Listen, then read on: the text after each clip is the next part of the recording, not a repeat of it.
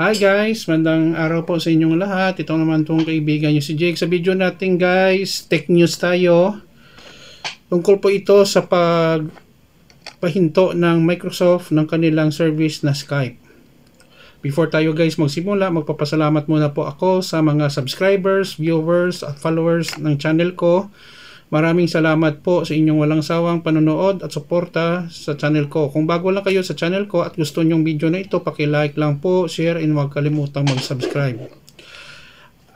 Ano ba ang nangyari sa Skype? Bakit this coming May ay pinapahinto na ng Microsoft or pinaparitar ng Microsoft ang Skype? Una-una po, ang Skype ay hindi na po masyadong kumikita according sa Microsoft. Now, ano ba ang kalaga ng Skype? Actually, sila ang pinakauna na internet communication tools na pwede magamit libre sa using webcam sa computer. May bayad lang kung tumatawag ka sa mobile phone or sa landline.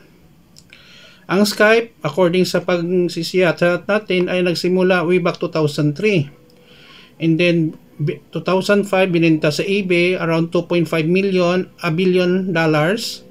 At by 2011, na-acquire ng Microsoft. Sabi ng Microsoft, bumaba at hindi na makakuha ng market share ang Skype.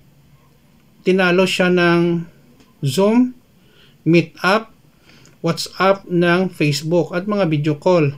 Now, ang kasalanan siguro ng Microsoft, hindi nila na-develop masyado ang Skype para pangmasa. Katulad ng Zoom at WhatsApp, no? Na parang mobile type siya. Kailangan mo talaga ng PC. May mobile din siya pero hindi siya masyado nag-click sa masa, no?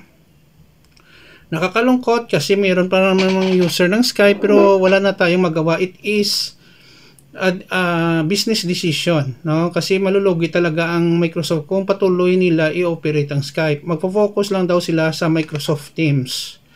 Naalala ko before, way back 2008, ito ang ginagamit ko tawag sa kapatid ko sa US.